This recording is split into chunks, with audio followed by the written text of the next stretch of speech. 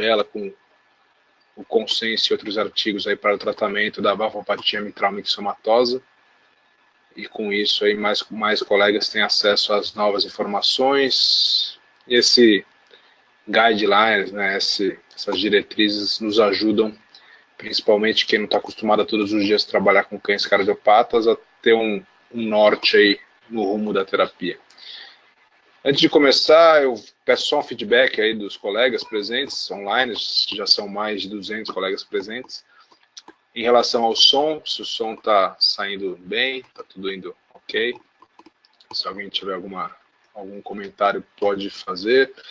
Queria agradecer também ao Dr. Bruno Cruz, a doutora Caroline Freire, que estão aqui comigo presentes nessa transmissão. Eles fazem parte da World Federer dos Santos, uma empresa que eu tenho, de cardiologia veterinária em São Paulo, e tem outros colegas que trabalham junto conosco em parceria. Temos a doutora Jaqueline, em Uberlândia, o doutor Matheus Mantovani, temos o doutor Alan Calahani, em Joinville, a doutora Emily, na região do Rio Grande do Sul, temos a doutora Elisa, na região dos Grandes Lagos, no Rio de Janeiro. Então, o tema que me foi proposto... Deixa eu tentar passar aqui. O tema que me foi proposto pelos colegas da Elanco, especificamente pela doutora Bruna Tadini, que lidera aí a Elanco há alguns anos já. Com isso, tem um bom crescimento da marca, fico feliz por participar dela, já conheço ela há bastante tempo, conheço inclusive aí o futuro esposo dela de uma longa data. O tema que me foi proposto foi falar sobre a terapia e qualidade de vida, e o que vem por aí na cardiologia veterinária. Eu até brinquei com ela, com a doutora Bruna, que o tema que ela me propôs é um tema um pouco, não muito fácil de organizar uma palestra, porque você depende de novos estudos, você depende de conhecimento entre colegas de fora do Brasil, porque são eles que fazem a maioria das pesquisas, e com isso eu tive que correr atrás de informações. Eu tive a oportunidade de estar presente no Congresso Americano em Washington, agora em junho desse ano, onde foram apresentados vários trabalhos muito interessantes. Esse realmente foi um congresso especial. Eu também, há 2, 3 semanas atrás, tive a oportunidade de estar nos Estados Unidos, numa reunião com 3 pesquisadores internacionais, onde nós iremos aí fazer uma pesquisa em conjunto, Brasil, Inglaterra e Estados Unidos, e com isso aí também, na conversa aí dos bastidores, consegui algumas informações que serão apresentadas nessa palestra. Então, os objetivos da aula, na primeira parte, eu dividi essa aula em 2 partes. A primeira parte com o tema proposto sobre novos trabalhos, os trabalhos que estão para sair, os trabalhos recém-saídos e os futuros trabalhos. E na segunda parte da aula, que vai dar 1/3 da aula, eu coloquei a parte aí dos guidelines, né, nas novas diretrizes do Colégio Americano, que ainda não foram publicadas, mas foram apresentadas em Washington, agora em junho. Eu coloquei essa parte para que os colegas que trabalham com clínica geral tirem algumas dúvidas, tá? As próprias pessoas que trabalham com cardiologia, porque o feedback que a equipe da Elanco teve em relação ao material que foi feito por nós, né, a Elanco junto comigo, teve um feedback muito bom, mas algumas pessoas têm algumas dúvidas em alguns pontos, onde eu vou tentar sanar com vocês, e através de perguntas aqui, caso eu não consiga somente falando aqui, dirimir todas as dúvidas. Espero que vocês participem aqui da transmissão com perguntas, onde eu possa aí, junto com vocês aí, tentar solucionar as dúvidas que vocês têm. Então, os objetivos, os 2/3 iniciais dessa aula são demonstrar os trabalhos mais recentes para fins de ensino, para fins de diagnóstico, e os trabalhos que atualmente têm saído que visam entender a história natural de algumas doenças e principalmente a fisiopatologia. Então, nesse tópico aqui, vou falar sobre um trabalho que está estudando a história natural da valvopatia mitral mixomatosa, e vou falar sobre um trabalho de fisiopatologia com gatos com cardiopatia hipertrófica, explicando aí por que gatos com insuficiência cardíaca esquerda fazem efusão pleural. E também vou entrar na parte de tratamento, que é a parte que todo mundo mais se interessa, mais gosta. Então, vou falar sobre alguns ensaios pré-clínicos, alguns trabalhos que estão sendo desenvolvidos para que se tornem estudos clínicos maiores, para que a gente possa um dia aplicar na nossa prática clínica. E também vou falar de trabalhos clínicos, já clinical trials, que nos trazem informações a respeito de tratamento, se eles são benéficos ou não. Todo mundo ouvindo? Tudo bom? Uma pergunta? Vamos lá. Então, o primeiro tópico que eu vou falar para vocês são trabalhos, ou trabalho, mais recentes que tem para fins didáticos de ensino. Isso aí pode se traduzir tanto para o estudante, como para um residente, tipo de trabalho como esse, até como para cirurgiões e colegas ecocardiografistas, cardiologistas e clínicos gerais, porque nos ajudam aí esses trabalhos a entender mais facilmente a anatomia e a fisiologia cardiovascular. Veja que trabalho interessante. Esse é um trabalho, né, uma reconstrução tridimensional do coração. Aqui nós temos artéria aorta, tá aparecendo para todo mundo. Aqui nós temos a artéria aorta, né? Nós temos a artéria aorta descendente. Aqui nós temos uma comunicação entre a artéria aorta e a artéria pulmonar, que nós chamamos de persistência ducto arterioso, que é a principal cardiopatia congênita que nós temos, pelo menos em São Paulo, depende da região, isso pode variar. Esse é o modelo que visa com que o estudante ele treine uma das formas de cirurgia para essa cardiopatia congênita. Então, nesse molde tridimensional que ele foi elaborado, nos Estados Unidos, foi publicado agora em 2017, eles fazem um molde onde o colega aqui, né, creio que seja pode ser um tenente ou o próprio professor, ele vem aqui, ele simula como se estivesse entrando pela artéria femoral do paciente, que quando nós fazemos essa cirurgia, nós entramos pela artéria femoral, através de catéteres e fio-guias. Então ele simula que ele entrou pela artéria femoral, subiu até passou pela artéria aorta abdominal, chegou na artéria aorta descendente, e ele está dentro aqui nessa região do ducto arterioso. E dentro desse ducto arterioso é onde nós usamos um dispositivo como esse que está demonstrando aqui, que é o Amplatze, o ACDO, que funciona como se fosse um dispositivo, um device em inglês. Ele serve para fazer essa oclusão. Ele tem 2 discos, esse disco aqui ele fica na extremidade pulmonar, quer dizer, a dimensão desse disco é maior do que a perfuração, a comunicação que tem entre o ducto arterioso e a artéria pulmonar.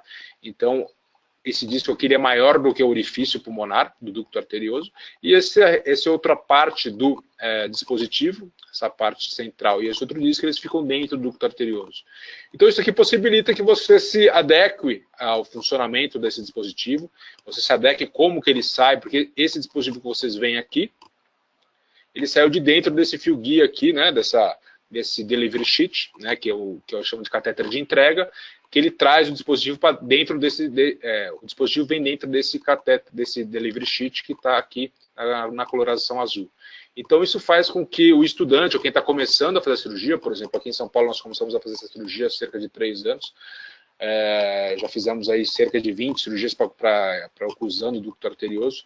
Isso aí, por exemplo, eu comecei, a gente faz o paciente junto com pacientes realmente que estão anestesiados, cirúrgicos. Eu estou sempre com uma pessoa experiente me auxiliando, me ajudando nesse processo de aprendizado. Em alguns casos nós já fazemos sozinhos, mas se eu tivesse esse molde para treinar, com certeza isso me ajudaria a ter uma curva de aprendizado mais rápida. Então, mostrando que esse tipo de tecnologia 3D deve vir em breve, creio que no Brasil também venha em poucos anos, vai nos servir para que nós possamos ter um melhor treinamento e uma curva de aprendizado mais rápido do que somente com pacientes realmente que estão no centro cirúrgico, anestesiados, onde muitas vezes você precisa de agilidade para que essa cirurgia termine rápido, porque o paciente pode ter algumas intercorrências.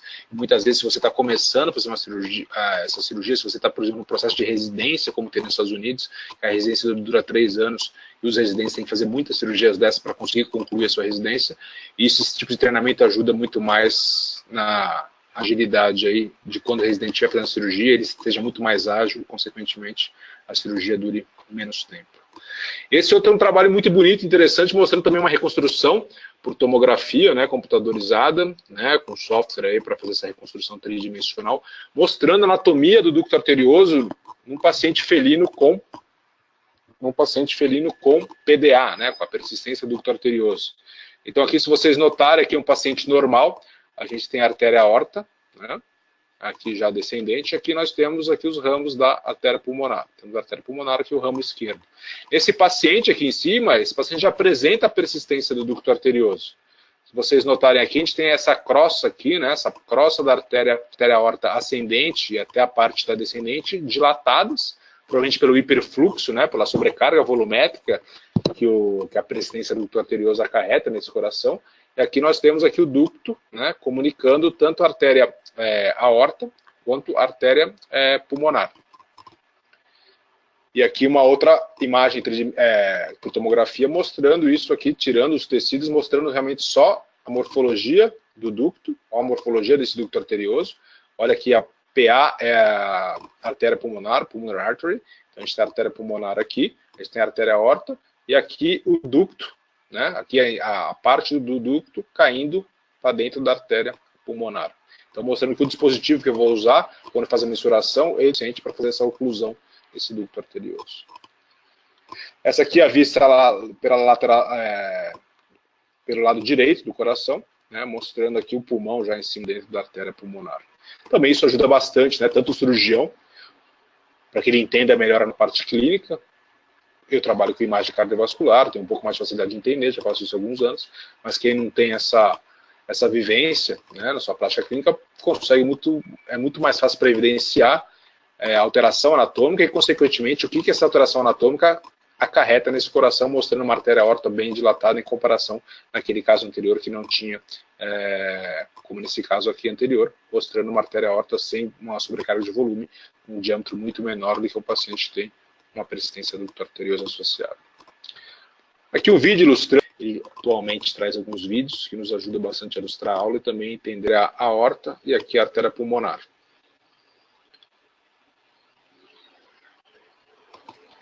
Mostrando com a flecha o ducto, a estrutura na tomografia, mostrando o diâmetro dele. E a imagem é belíssima. Se eu tiver de ter imagens como essa, com curva de aprendizado da anatomia, com as repercussões que essa sobrecarga de volume, é muito mais fácil no entendimento. Imaginar o que estava acontecendo, factível aí, de ter muita gente que tem, vamos dizer assim, ojeriza a cardiologia ou a neurologia, né, que geralmente são os dois patinhos feios, a parte de medicina interna. Aqui outro trabalho interessante, né, que utiliza a tomografia, e a partir dessas imagens, eu não tenho tanta vivência com isso, é mais de ver imagens mesmo, que a gente, infelizmente, não temos tomógrafos com canais suficientes em São Paulo para que a gente tenha uma reconstrução 3D do coração, fica fácil de você entender o que está acontecendo com esse coração. Então foi feita uma tomografia e aqui você vê que tem uma persistência do ducto arterioso e aqui tem uma artéria subclave a mais do que deveria ter, ligando nessa artéria aorta. Agora a gente olha aqui a reconstrução 3D, é o que é interessante, aqui a gente tem à esquerda, né?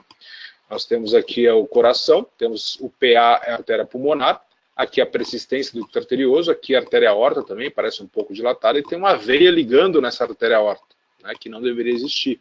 E além disso, a gente tem a persistência da veia cava cranial esquerda, que está aqui demonstrando nessa imagem. Aqui no modo, na impressão 3D, nesse molde 3D, fica praticamente igual, né, essa imagem tomográfica. Vocês veem aqui a veia cava cranial, a persistência dela, esquerda. Vocês veem essa artéria subclava anômala, que não deveria existir, a mais que tem aqui. E vocês veem o ducto arterioso, né, a persistência do ducto aqui. Então o cirurgião, na hora de fazer um plano cirúrgico, ele tendo acesso a essas imagens, fica muito mais fácil dele visualizar o que ele vai encontrar quando abrir esse tórax.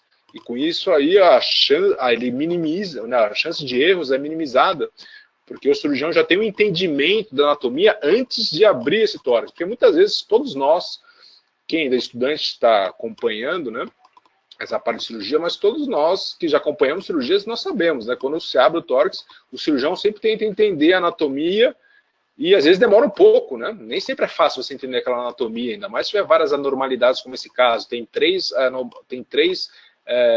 veias anômalas, você tem uma subclave a mais, você tem um ducto arterioso persistente, você tem uma veia cava cranial, uma persistência da veia cava cranial esquerda, você tem 3 anomalias nesse coração.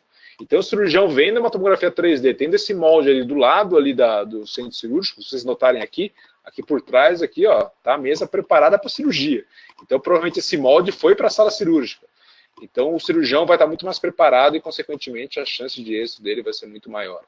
Se a gente olhar aqui, outro corte tomográfico, né? Aqui está a artéria aorta, aqui está o PDA e aqui está a subclave ligando direto aqui, né, nessa parte aqui da artéria aorta, já na sua transição da parte descendente.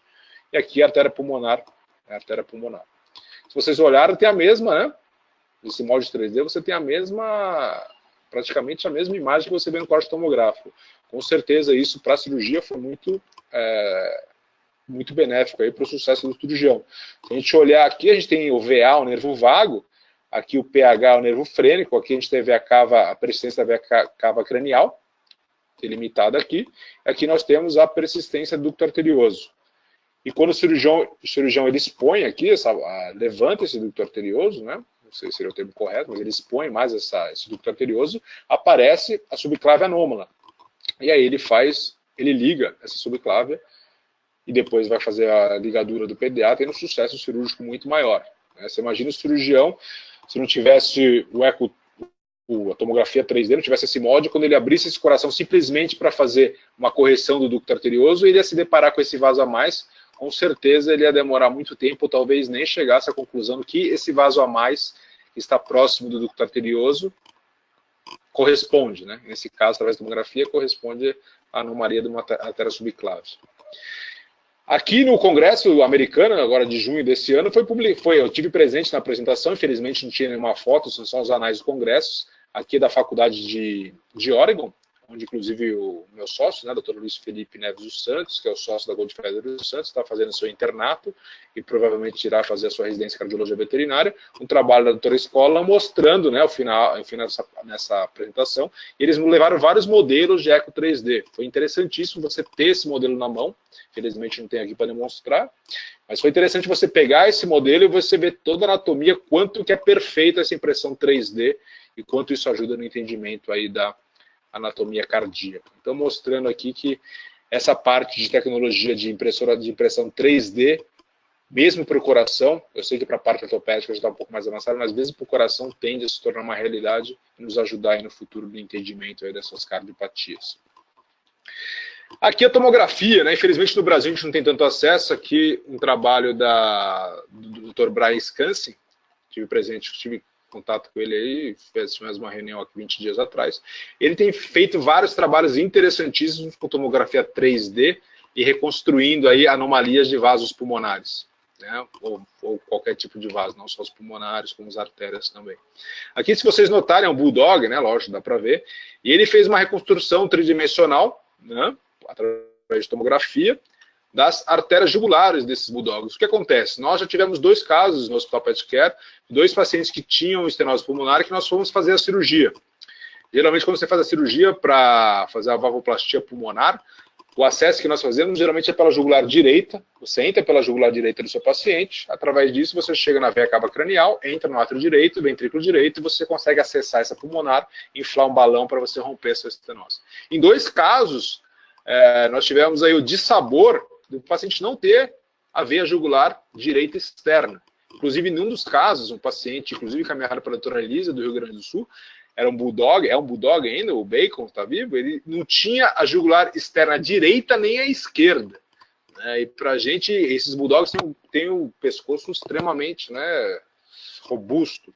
Então, às vezes você acha que você está sentindo a jugular e nem sempre ela está presente. Então, o bulldog, essas raças, a gente não sabe muito sobre anomalias vasculares, mas através do trabalho do Dr. Brian Scansen, cada vez mais está se vendo várias anomalias vasculares. E nesse caso aqui está demonstrando um cão com a veia jugular externa direita presente. Ela está presente aqui com essas setas pretas. E se vocês olharem na esquerda do paciente, nós não vemos essa veia nessa posição. O que nós temos aqui é somente a veia jugular esquerda interna. Essa veia jugular esquerda interna, ela está se ligando aqui na veia braquicefálica e com isso caminha até a veia cava cranial. Então, mostrando a ausência, né, da jugular externa. Aqui na imagem lateral mostrando que a gente só consegue ver uma jugular. Né? Você vê que isso aqui é uma jugular externa direita. Aqui deveria estar paralelo, né, aqui do outro lado deveria ter uma veia como essa, né, bem proeminente, que seria a veia jugular externa esquerda. Então, o paciente mostrando uma agenesia, né, uma má formação da veia jugular externa direita. Se vocês notarem aqui, a gente tem uma aurícula direita muito dilatada. Isso acontece porque o paciente tem, né, talvez tinha, né, nessa data, ele tinha uma estenose pulmonar e com isso ele tem uma dilatação da aurícula direita e também tem dilatação do tronco pulmonar, né, uma dilatação pós-estenótica. Aqui outra de uma reconstrução 3D também, interessantíssimo. Quem faz a cardiografia sabe que nem sempre é fácil você conseguir visualizar as artérias coronárias, né? Quem tem um pouco mais de experiência acaba pegando a mão. Tivemos um curso recente em São Paulo, há cerca de um mês, pela Goldfeder dos Santos, que vários colegas do Brasil todo vieram fazer esse curso. E eles conseguiram, através das nossas aulas, conseguiram visualizar muito mais facilmente essas artérias coronárias, e hoje eles conseguem visualizar em vários pacientes. Só que alguns pacientes que têm anomalias dessas artérias, a gente nunca consegue realmente fechar o diagnóstico com precisão. O ecocardiograma pode sugerir, só que o que vai realmente fechar o diagnóstico, se o paciente tiver uma estenose pulmonar por coronária anômala, será uma angiografia, né, ou, se você tiver, né, nós não temos ainda no Brasil, um tomógrafo com vários canais, talvez 64 canais, que faça uma reconstrução perfeita desse coração. Esse aqui é o mesmo coração, tá? Tanto o A como o B. A diferença só é a vista, como você mudou aqui na análise. Se vocês notarem aqui, isso aqui é o tronco pulmonar, bem dilatado. Aqui está a artéria aorta, bem dilatado. E aqui está mostrando o caminho da coronária esquerda. Então eu tenho a coronária esquerda, ela divide circunflexa, LCX aqui, e ela desce aqui, uma artéria circunflexa paraconal. E essa mesma artéria, e desse mesmo ósseo da artéria coronária esquerda, sai a artéria coronária direita. Então, através da tomografia, eles conseguiram realmente chegar ao diagnóstico de uma coronária anômala. Coisa que, fazendo somente a coreografia, muitas vezes nós não conseguimos chegar nesse diagnóstico. Então, mostrando aqui, mais uma vez, o quanto a tecnologia ajuda e tomara que para o Brasil isso chegue rápido, porque se vocês olharem esse trabalho, acho que é de 2014, então, fora do Brasil, Estados Unidos, na Europa, tomografia 3D com vários canais já é feita há pelo menos uns 5, 6 anos. Então, vamos, né, já falamos sobre os trabalhos para fins de ensino, diagnósticos mais recentes, né? Tem vários trabalhos de tomografia, não ia colocar todos, coloquei alguns só para ilustrar, de ensino com essa parte de tecnologia de impressão 3D. Tem um trabalho publicado e esse do congresso que eu coloquei. Então, cada vez mais isso tende a se tornar uma realidade. Espero que chegue logo às escolas brasileiras, que a gente possa ensinar os nossos alunos com um melhor entendimento. Outro tópico que eu queria abordar é sobre o entendimento da história natural e da fisiopatologia. Um trabalho que está em andamento, que quem é o PI do estudo, o principal investigador é o Dr. Michele Borgarelli, ele é um italiano, ele deu aula em Kansas durante 5, 6 anos, atualmente ele está na Virgínia, acho que desde 2012, eu tive recente com ele, fiquei 10 dias com ele na Virgínia, antes do Congresso Americano. Ele veio para o Brasil, veio em 2014, através do curso da Sociedade Brasileira de Cardiologia, que inclusive eu recomendo que todos que gostam de cardiologia frequentem os cursos, que sempre é do nível muito alto. Eu tive a felicidade aí de manter contato com ele, hoje em dia somos bons amigos, estamos sempre aí em contato, e ele idealizou um estudo chamado Look Mitral. Quando fala de estudos clínicos, muitas vezes, se vocês olharem aqui, está escrito Look Mitral, mas o nome do trabalho é esse daqui, né?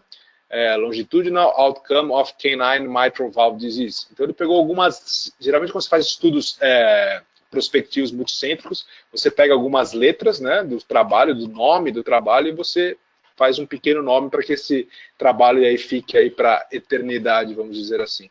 Então, o Look Mitral é um trabalho multicêntrico, é um trabalho entre a faculdade de Virgínia e entre um grupo de uma empresa particular nos Estados Unidos, que é o CVCA, que é uma empresa que tem 17 cardiologistas diplomados pelo Colégio Americano, e que eles fazem cardiologia na região dos Estados Unidos, e com isso eles estão ajudando o Dr. Borgarelli a fazer o Look Mitral. O que consiste isso?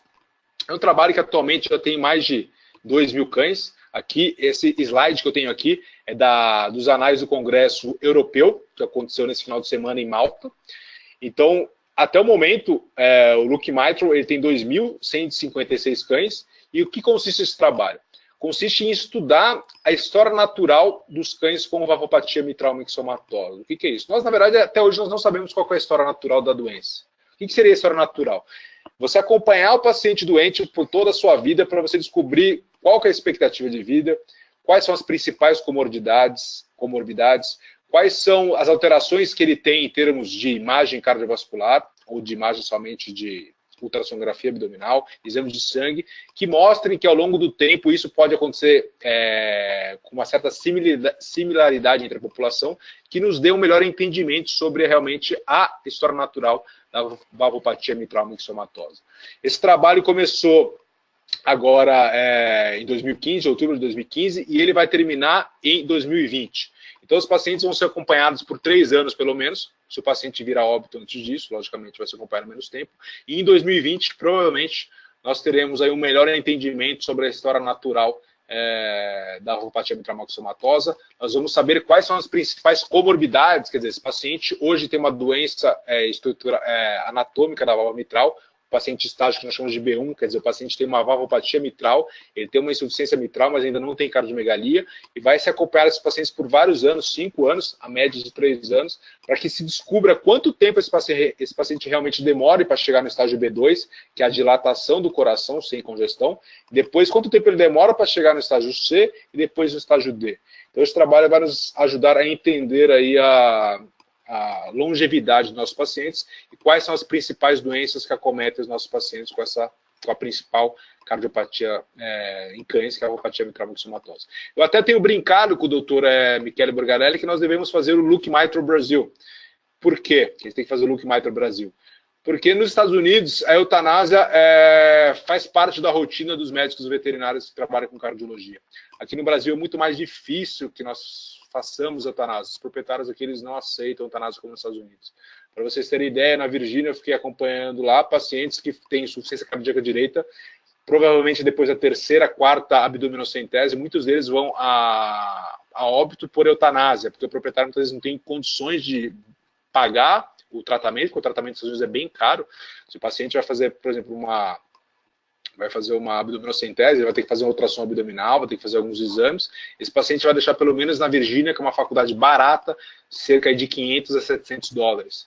Então, se o paciente tem que ter todo mês ou a cada 15 dias, muitas vezes os proprietários não têm dinheiro para bancar todo o custo do tratamento e se opta por eutanásia. Então, eu brinquei com ele que, na verdade, a história natural, talvez nós não vamos descobrir com certeza, com 100% de confiabilidade, porque os pacientes dos Estados Unidos muitas vezes terminam o curso da vida através da indicação da eutanásia. Mas é lógico que essa vai ser a história natural que acontece principalmente nos Estados Unidos e alguns países da Europa, que a prática da eutanásia é muito mais frequente que no Brasil. Quem sabe no Brasil a gente faça um trabalho desse, e como nós aqui não somos adeptos da eutanásia, os proprietários não aceitam, nós como os veterinários também não gostamos de indicar a eutanásia, não nos sentimos confortáveis.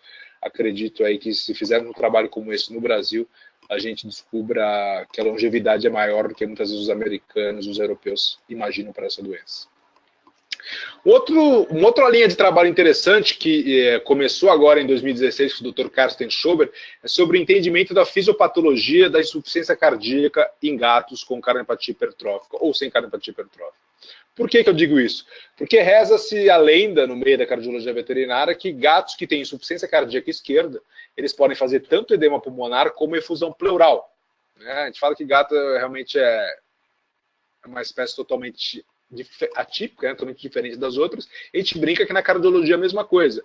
Como que você vai imaginar, como que você vai explicar em termos de fisiopatologia que um paciente que tem uma insuficiência cardíaca esquerda, ele tem efusão pleural, que é uma manifestação de insuficiência cardíaca direita. Então, tem-se alguns autores que têm como explicação para essa efusão pleural em pacientes que têm insuficiência cardíaca esquerda, uma alteração em termos de circulação colateral que existe dentro do pulmão do gato, e talvez por isso o gato faça efusão pleural, tendo somente alterações no lado esquerdo do coração. Só que em 2016, o Dr. Carsten Schober, na Universidade de Ohio, ele começou a pegar as imagens que ele tinha arquivadas de gatos com insuficiência cardíaca, secundária cardiopatia hipertrófica, e no prontuário desses gatos tinha ou edema pulmonar ou efusão pleural. E ele começou a mensurar as cavidades cardíacas, principalmente o ventrículo direito desses gatos. E o que ele descobriu? Que os gatos que têm efusão pleural secundária cardiopatia hipertrófica, eles também apresentam hipertrofia do ventrículo direito com dilatação do ventrículo direito. Então começou-se em 2016 a cair por terra aquela história que gato que faz insuficiência cardíaca esquerda e tem efusão pleural, isso acontece por causa de alterações anatômicas em termos pulmonares dos gatos. Na verdade, a hipótese que ele levantou foi que os gatos eles fazem efusão pleural porque eles, além de ter alterações do lado esquerdo, eles também têm no lado direito. E é por isso que se explica a efusão pleural, que é uma explicação muito mais factível de se entender, e que acontece com todas as espécies que têm insuficiência cardíaca esquerda, elas não fazem efusão pleural, fazem edema pulmonar, e vão fazer efusão pleural quando tem insuficiência cardíaca direita com alterações anatômicas do lado direito. O gato, pelo visto, é a mesma coisa. Então, em 2016, o Dr. Carsten Schober demonstrou que o lado direito dos gatos, com cardiopatia hipertrófica, também está afetado, por isso que eles têm efusão pleural. E os gatos que tinham efusão pleural, nesse estudo, tinham alterações mais importantes que os gatos que tinham edema pulmonar. Em 2017, agora, recente, o Dr. Joshua Stern, que é um professor de Davis, que inclusive vai estar presente em novembro no curso da Sociedade Brasileira de Cardiologia, um curso de emergências cardiovasculares, ele fez um trabalho também procurando alterações do ventrículo direito de gatos e alterações na função do ventrículo direito dos gatos. E além do átrio direito também, se vocês notaram aqui, ele mensurou o átrio direito, tá? RA, Right Atrium, né? Então átrio direito. E ele também demonstrou que os gatos que têm efusão pleural com cardiopatia hipertrófica, eles provavelmente fazem efusão pleural porque eles têm dilatação e hipertrofia do ventrículo direito, eles têm aumento do átrio direito, e eles ainda apresentam uma disfunção sistólica do ventrículo direito que ele mensurou através do TAPS, né, que é uma alteração, é uma medida que a gente faz para ver quanto que o anel tricúspide ele movimenta na diástole e na sístole. Se ele movimentou menos do que os valores de normalidade, provavelmente esse paciente tem uma disfunção aí em termos de contração longitudinal desse ventrículo direito. Então, nesse trabalho do Dr. Joshua Stern, inclusive aqui, se vocês lerem Open Access, então, quer dizer, vocês de casa podem acessar esse trabalho, que essa revista ela é aberta para todo mundo acessar, ele demonstrou que os gatos que têm efusão pleural também têm alterações no lado direito, corroborando com alguns achados do professor Carsten Schober de Ohio.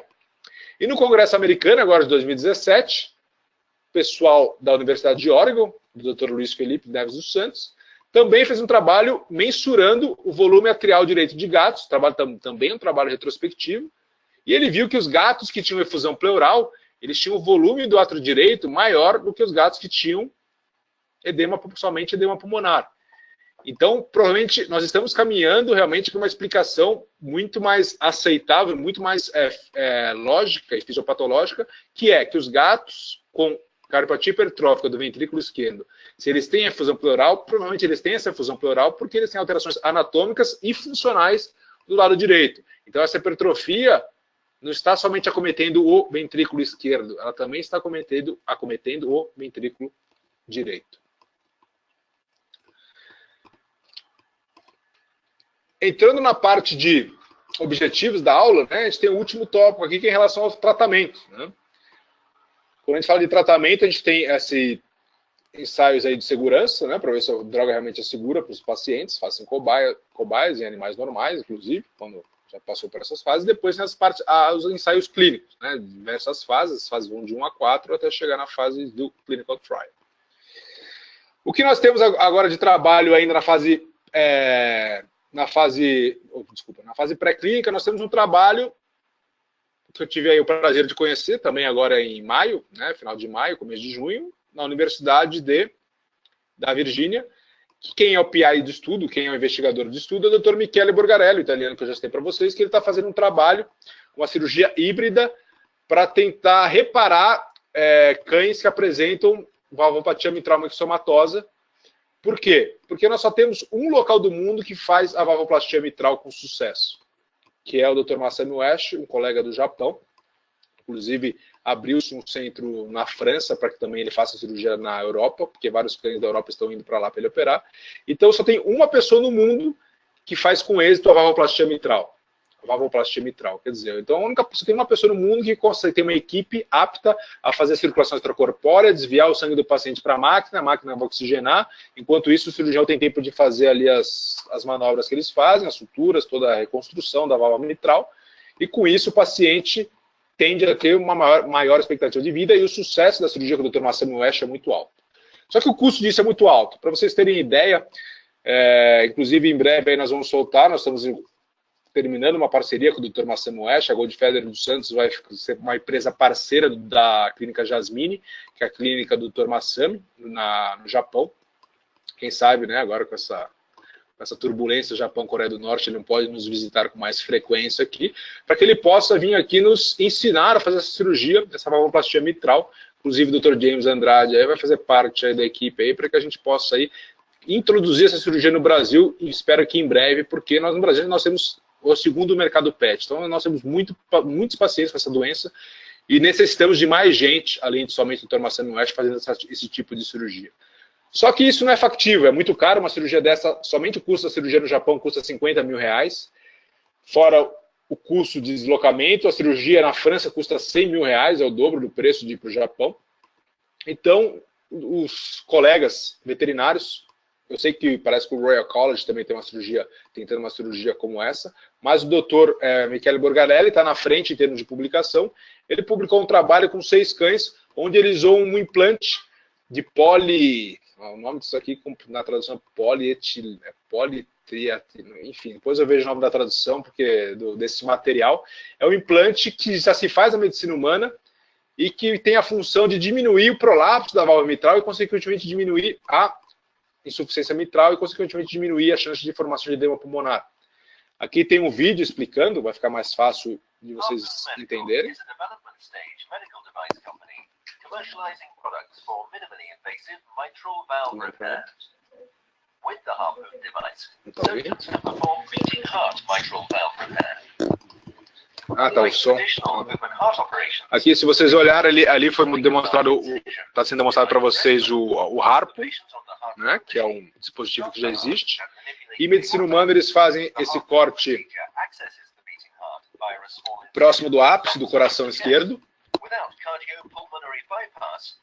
E ele está dizendo no vídeo aqui que não necessita de circulação extracorpórea e o coração não para de bater.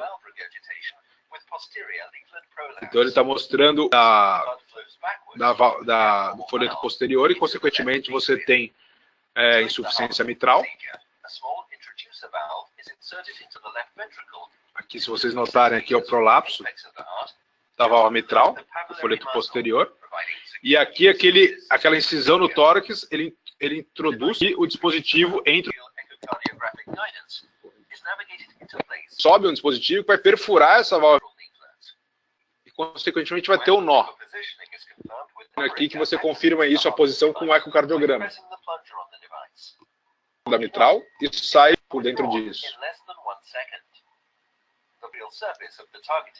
O nó fica na face da válvula mitral.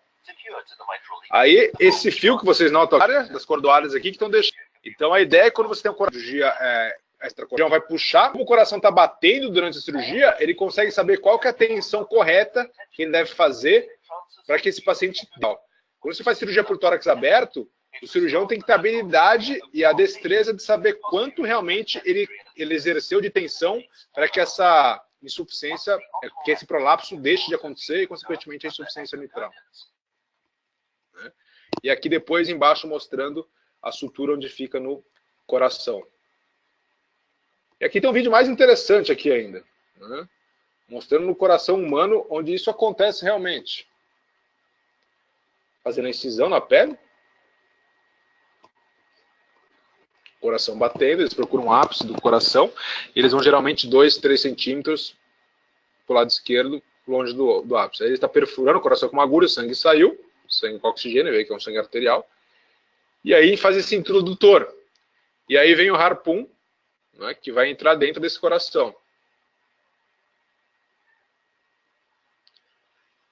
E aqui com o ecocardiograma, fizeram a solução salina. Não sei se deu para notar ali.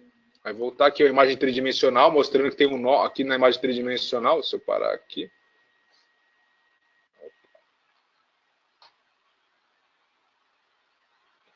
Sai na imagem tridimensional, se notar que aqui você tem o nó do Harpoon, a técnica. E aqui mostrando, né, cardiograma transesofágico, né, mostrando aqui o nó na face aqui, mostrando na face atrial, e aqui tem como se e o material aqui, o polietileno, vou pegar o nome certinho para vocês, mostrando aqui ele indo até o ápice do coração, insuficiência mitral. Isso aqui não é transesofágico.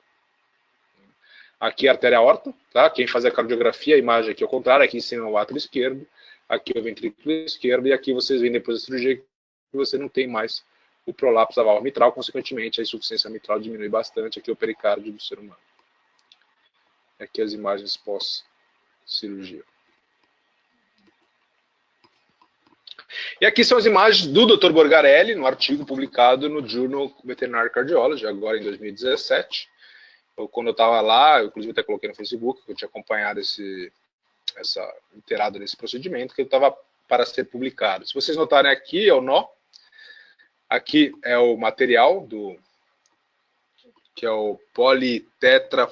Ó, vocês veem como é difícil, ó, politetrafluoretileno. Aqui, então, é o politetrafluoretileno, mostrando o quê?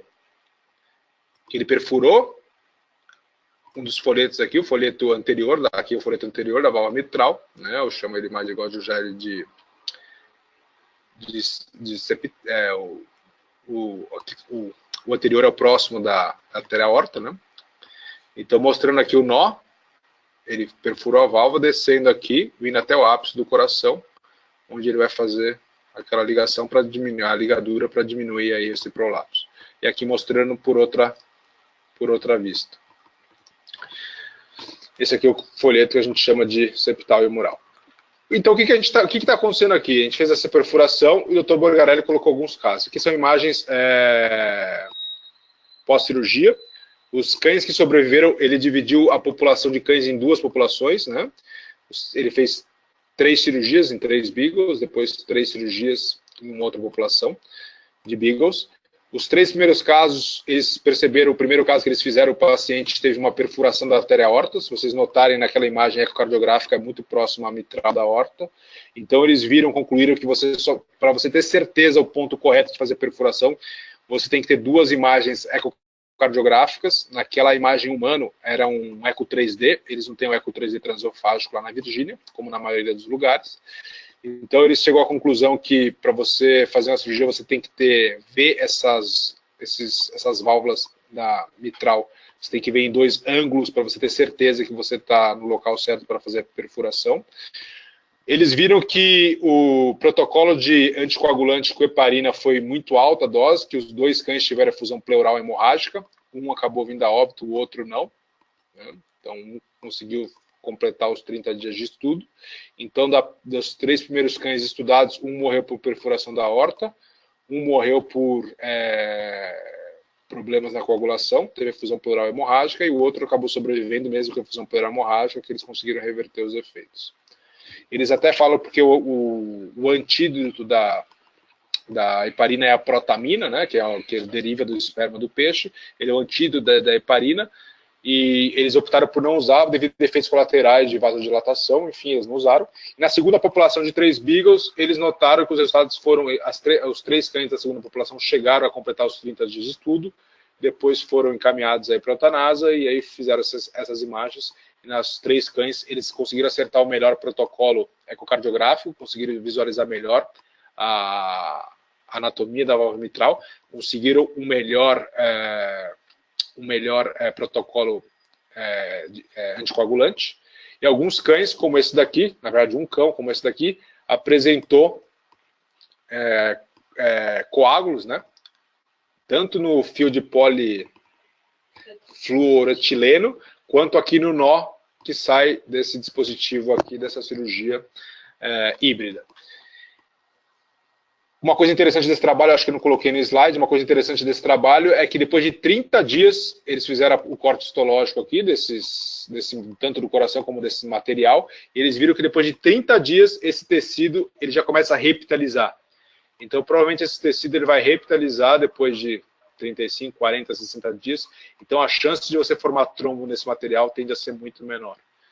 Então, o Dr. Borgarelli ele espera que, com trabalhos com animais doentes, por enquanto foram beagles saudáveis, ele espera com que animais doentes esse trabalho aí, essa técnica de reparação da válvula mitral traga resultados satisfatórios e, consequentemente, isso fique mais factível de vários centros cirúrgicos ao redor do mundo começar a fazer essa cirurgia e, consequentemente, aí, começar a proporcionar uma maior expectativa e qualidade de vida para os nossos pacientes com valvulopatia mitral mixomatose.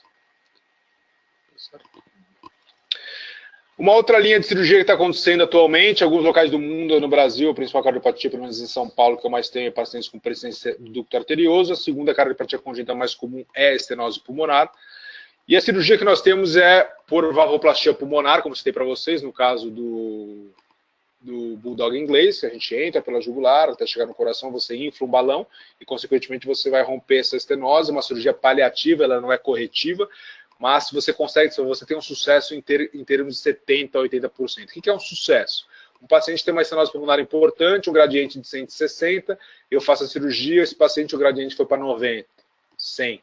Isso é uma cirurgia considerada de sucesso, mas o paciente continua com uma estenose pulmonar de grau importante. E muitas vezes alguns pacientes voltam a restenosar e esse gradiente volta a subir.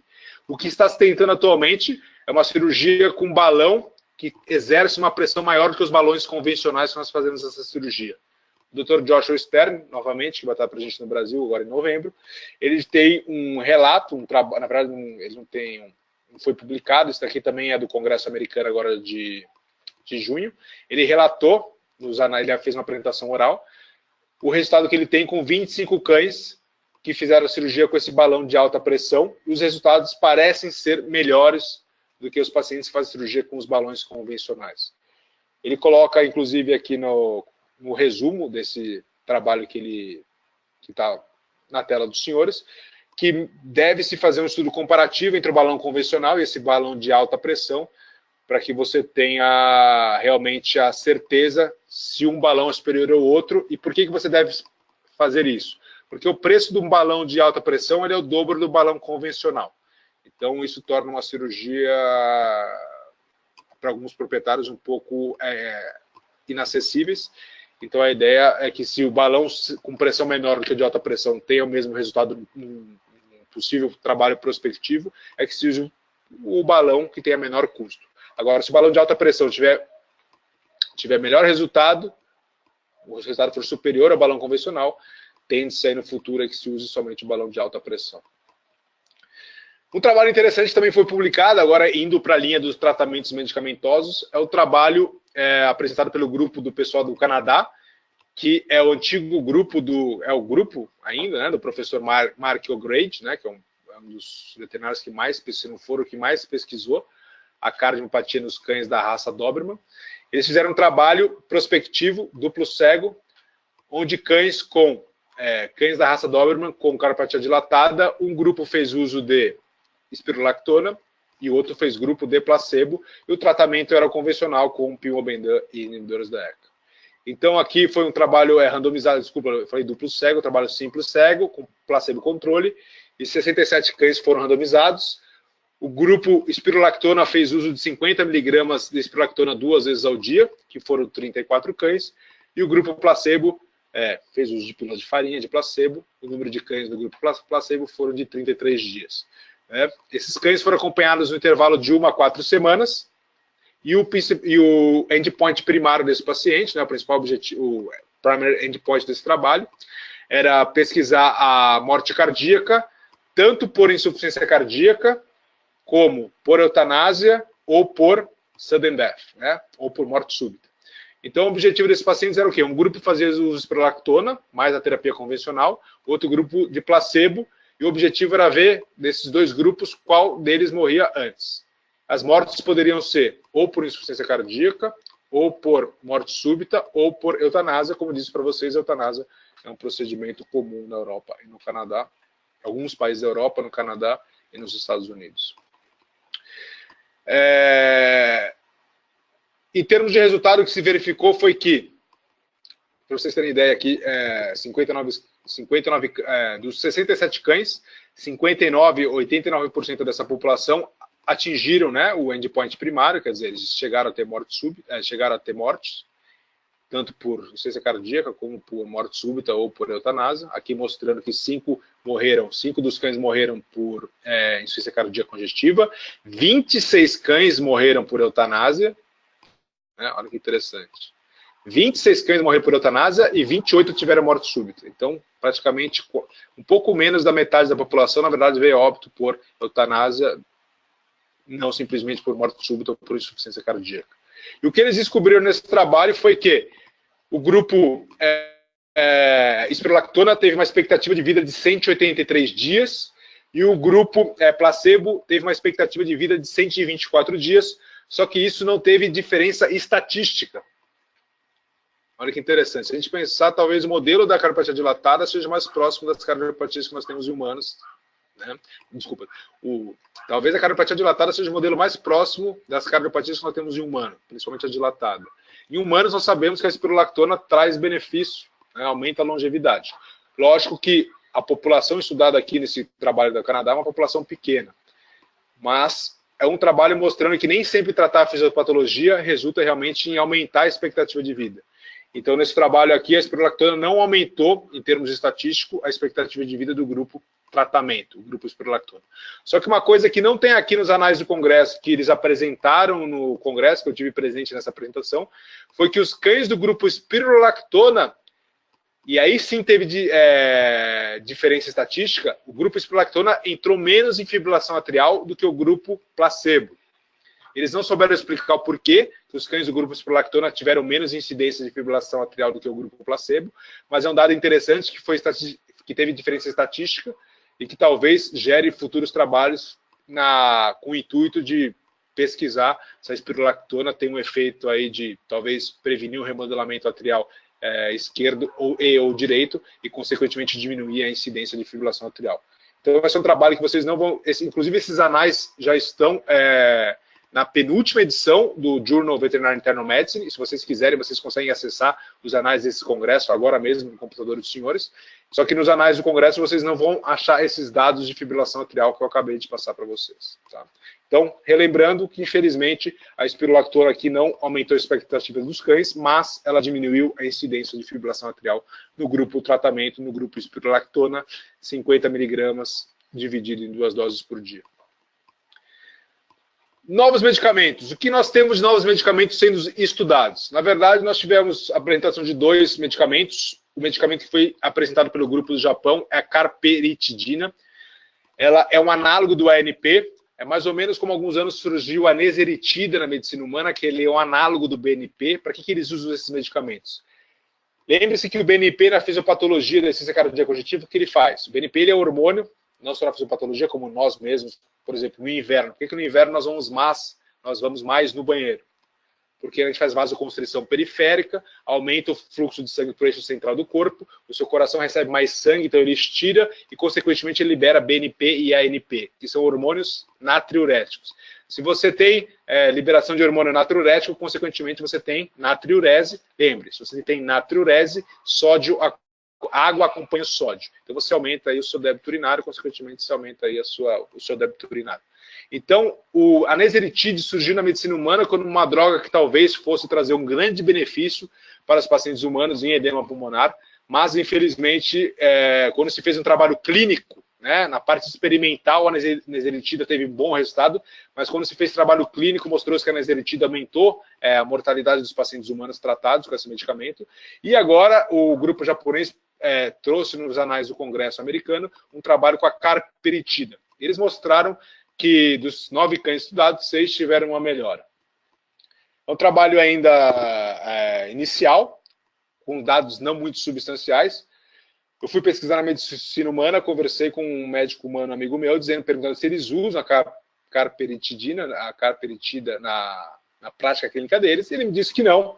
Eu fui pesquisar o porquê, por causa disso, né? Porque tem um trabalho mostrando, inclusive até do Japão, mostrando que a carperitida aumentou a mortalidade em pacientes tratados com insuficiência cardíaca aguda em hospitais no Japão.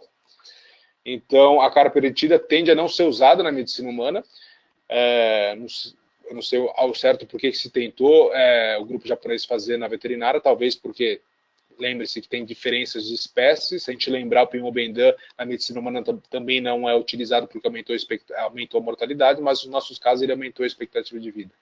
Então, talvez eles estejam tentando encontrar um novo medicamento para ser usado em cães que têm edema pulmonar no cenário aí de internação, né, de emergência hospitalar. E um trabalho que me deixa feliz aqui de apresentar para vocês, é um trabalho que já vem sendo a cada ano que passa, pelo menos desde 2012, foi o primeiro congresso que eu fui americano, já tinha uma apresentação, inclusive oral, da doutora Rosângela Alves Carvalho, a professora da Federal de Goiás, foi orientada pelo professor Camacho, e como todos os orientados pelo professor Camacho, realmente o trabalho que eles desenvolvem são realmente de alto nível em termos de pesquisa, e ela está fazendo um trabalho, pelo menos que eu sei, há 6, 7 anos, creio que seja mais, que é com Lasbio 294, que ele deriva de uma planta brasileira, não me lembro certo, acho que não, ela pode, depois, se ela tiver participando aqui, a Rosângela pode dizer, acho que é do cactus, alguma coisa, ela pode me dizer qual planta realmente que ela deriva, que é um medicamento também inodilatador. Ela apresentou agora no Congresso americano um trabalho onde ela induziu disfunção sistólica, um modelo de cardiomiopatia dilatada com doxorubicina em coelhos, e ela comparou com o Pimobendan, e ela viu que o Lasbio 294, eu acho que vai ter um nome mais convidativo no futuro, quando isso aí virar um medicamento, espero que vire, ele teve a mesma potência inotrópica do que o Pimobendan. Ela comparou os dois medicamentos e ela viu que o Lasbio 294 teve um efeito inotrópico interessantíssimo, né? Aumentou a expectativa. Ela está escrevendo, Rose? Canela branca. Então, o Lasbio deriva da canela branca. Obrigado, Rose, pela ajuda, participação, e parabéns aí pela pesquisa. Então, ela demonstrou que esse medicamento tem um potencial para ser utilizado, provavelmente nos nossos pacientes no futuro. Ele pode, talvez, ser utilizado ou em substituição, talvez se ele tiver um preço mais barato que o Pimobendan, ou talvez em adição ao Pimobendan. Então, isso pode ser no futuro, pode ser que uma pesquisa do Brasil torne-se tão grandiosa que mude aí o tratamento, ou adicione o tratamento e aumente a expectativa de vida e a qualidade de vida de cães ao redor de todo mundo. Então, esse é um motivo de orgulho, e eu comparto aí a felicidade que eu tenho com vocês todos, e principalmente porque a Rosa é uma grande amiga, e conheço ela há alguns anos já, e me faz aí crer que a pesquisa brasileira tende a crescer cada vez mais e ter um destaque sempre maior. Então vamos para a parte que as pessoas gostam, né, que são os clinical trials, né? Antigamente poucas pessoas lembravam o nome dos trabalhos. Eu gosto de ter esses nomes na cabeça. Eu começava a falar desses nomes, as pessoas ficavam, nossa, como que você decora esses nomes, né?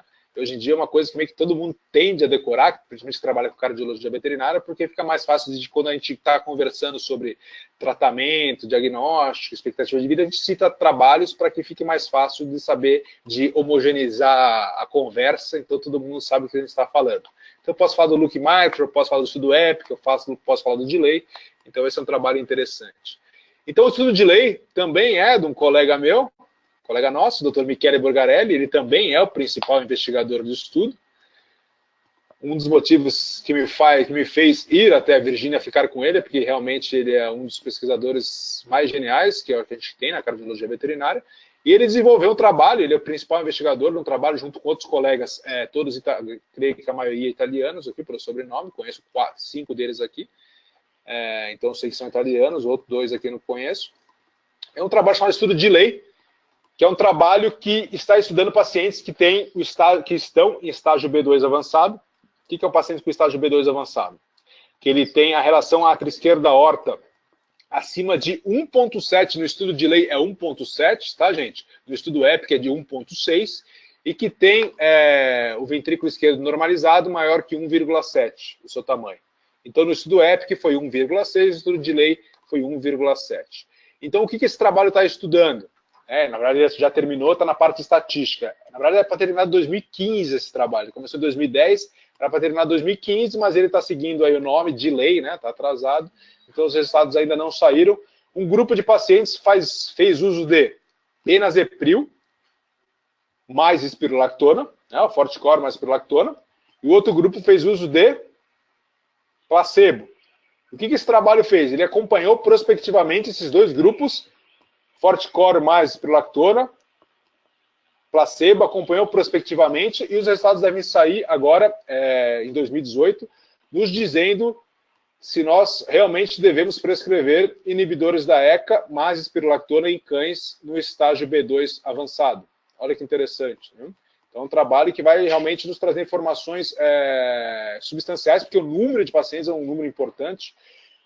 Desculpe porque os slides estão em inglês, né? Os outros trabalhos estão em inglês, eu não ia traduzir os trabalhos, mas esses slides me foram... na verdade, essa aula está online, mas eu pedi permissão para o Dr. Borgarelli, ele me permitiu que eu apresentasse para vocês esses slides, então por isso que eles são todos em inglês. Então o objetivo aqui principal do trabalho é avaliar a eficácia da espirolactona em combinação com benazepril, com possível efeito de atrasar as manifestações clínicas dos pacientes que têm valvopatia mitral mixomatose. Outro objetivo desse trabalho é avaliar se o NT-proBNP, a troponina, eles têm, são dois marcadores de prognósticos importantes que realmente nos mostrem que o paciente está evoluindo ou não para insuficiência cardíaca congestiva. Esse trabalho ele é duplo cego, multicêntrico. A grande parte do centro começou na Itália, mas se espalhou por toda a Europa. Esse estudo não tem, acho, se não me engano, não tem nenhum centro nos Estados Unidos que faz parte desse estudo, com placebo controle. Tá? 2 grupos de tratamento, um grupo fez uso, dois grupos, né? Um grupo com medicamento, o outro de placebo. O grupo tratamento fez uso de espirolactona na dose de 2 a 4 miligramas por quilo uma vez ao dia, tá? Mais benazepril na dose de 0,25 a meio miligrama por quilo uma vez ao dia também. Essas duas medicações, elas são compostas do mesmo medicamento, tá? Na mesma pílula. E o outro grupo foi o grupo placebo. O objetivo desse trabalho era recrutar 240 cães, quer dizer, se vocês lembrarem, o maior trabalho que nós temos na veterinária é o estudo EPIC. Nesse trabalho foram 380 cães, né? Eu sempre confundo se foi 38 centros e 360 cães, ou se foi 380 cães e 36 centros. Se eu não me engano, foram 380 cães e 36 centros ao redor do mundo. No trabalho aqui no delay foram 240 cães em 20 centros. A ideia na Europa, esses 20 centros na Europa, e a ideia é que cada centro tivesse 12 cães randomizados. Aqui ele faz aqui a parte estatística para ver quantos cães são necessários para você chegar para você poder ter faz um cálculo a mostrar para você saber quantos cães você precisa para fazer o seu estudo. E aqui ele coloca os cães, né? Qualquer cão, qualquer raça, qualquer gênero, idade entre 4 e 13 anos, com peso menor do que 20 quilos. Isso é uma coisa interessante também, né? A gente transfere muitas vezes os resultados que nós temos dos trabalhos do EPIC, do futuro do delay, para cães, às vezes, que têm valvopatia mitral com 30, 35, 40 quilos, e talvez a história natural e até a resposta ao tratamento desses cães seja diferente do que os cães de menor peso. Então, aqui o máximo que os cães podiam pesar era 20 quilos, né? Aqui mostrando os critérios de inclusão através do eco, né? Prolapso, espessamento dos folhetos da válvula mitral, ele tinha que ter insuficiência mitral identificada pelo Doppler no eco, relação à atroesquerda da aorta pelo método sueco, também isso é importante, né? A gente sabe que quando você faz a mensuração do átrio esquerdo da aorta, você tem que saber o método que você está usando. Quando você pega depois da onda T, o método pessoal lá da faculdade de Cornell, que o Dr. Richman fez, que é até 1,6 normalidade. Quando você pega entre a onda T e a onda P, o método sueco, né, do pessoal lá da Suécia, Dr. Hartling, até 1,5. Quando você pega depois da onda P, é o método francês, que é até 1,2 de normalidade. Então a gente tem que saber o momento que a gente está medindo para saber realmente, para saber se a nossa técnica está correta ou não, e consequentemente usar esses critérios para pensar se você vai tratar o seu paciente ou não. E além disso, além da relação átrio esquerda aorta maior do que 1,7 no método sueco, utilizou-se a técnica aí de Cornell, não é o Cornell a faculdade, Cornell é o nome do autor, usou-se a técnica de Cornell de normalização do ventrículo esquerdo, e se o paciente tinha relação átrio esquerda aorta maior que 1,7 e o fator normalizado do ventrículo esquerdo maior que 1,7, esse paciente era randomizado por estudo. E o dono assinava o termo. Se o paciente tivesse edema pulmonar, dispneia, ortopneia ou intolerância ao exercício, ele atingia, segundo os critérios do delay, o estágio C. Consequentemente, era o endpoint do trabalho. Porque a ideia do trabalho era atrasar a entrada no estágio C. Então, se o paciente teve uma dessas manifestações clínicas, consequentemente, eles chegaram com consenso que isso aí seria já o estágio C. Consequentemente, o paciente já atingiu o endpoint e ele já não faria parte a participação dele do estudo terminava nesse momento. Como eu falei para vocês, o estudo era começou em novembro de 2010 e era para ter terminado em dezembro de 2015, e o follow-up, né, o acompanhamento, a duração era de 3 anos para cada paciente. Caso ele tivesse uma descompensação, entrasse em estágio C, ele diminuía o tempo aí de acompanhamento. Aqui mostrando que os cães que entraram nesse trabalho, eles tinham que ter aumento importante do átrio esquerdo, aumento do ventrículo esquerdo, e era um grupo mais homogêneo do que o estágio B2. Aqui ele fez isso daqui porque o estágio B2, antes deles dividirem agora no Congresso americano, estágio B2 e B2 avançado, o B2 era um estágio totalmente, era um grupo totalmente heterogêneo. Pacientes com aumento discreto do átrio esquerdo, com aqueles com aumento importante, era o mesmo grupo de pacientes. Então ele quis dizer aqui que os pacientes do trabalho dele, eles tinham que ter aumento tanto do átrio esquerdo como do ventrículo, consequentemente ele estudou uma população mais homogênea do que o B2 recomendado pela diretriz americana de 2009. Ele fala aqui que esses pacientes que entraram no estudo de lei em medicina humana, eles vão fazer cirurgia, né? Só que nós na veterinária, infelizmente, não temos o acesso fácil a essas cirurgias. O resultado do estudo de lei não saiu, tá? Eu não tenho nenhuma informação de bastidores a respeito, eu sempre tento tirar, eles sempre brincam comigo, que eu sou um pouco insistente, mas infelizmente os resultados de lei ainda não estão disponíveis, só vão sair o ano que vem, né? Mas é bom a gente ficar de olho que isso aí vai ser importante aí na tomada de decisão nossa no futuro, porque é um N bem importante. Agora, para o último trabalho clínico que nós temos, que o resultado a maioria dos senhores já sabem, é o trabalho do Dr. Wes, um colega alemão, um dos colegas que mais publica hoje em dia na cardiologia veterinária, que é o chamado estudo VALVE, ou VALVE Study. Hoje em dia, a velocidade de informações é interessante, a gente estava no congresso agora, inclusive a Rosângela estava com a gente, a doutora Kátia Tárraga, alguns orientados do Dr. Malus, a Pamela Silvestre, então estava o professor Denis Schwartz, o André Jimenez, eu, a professora Maria Helena, estava um grupo bom de brasileiros presente, e mal terminou a palestra, acho que alguém tirou foto e já viralizou para WhatsApp, para grupos, e teve gente até que postou no Facebook, já sacramentando o fim dos inibidores da ECA. É bom lembrar o seguinte, o estudo VALVE, um estudo interessante, um colega extremamente inteligente, inclusive, eu tenho um apreço pessoal, é um amigo meu, vai vir, inclusive, provavelmente vai vir o ano que vem para o Brasil, fazer um curso de ecocardiografia avançado pela Gold Federer dos Santos. Já estamos em negociação, ele está louco para vir para o Brasil, ele adorou o Brasil. E também a gente tem um bom relacionamento, sempre nos conversando aí via WhatsApp.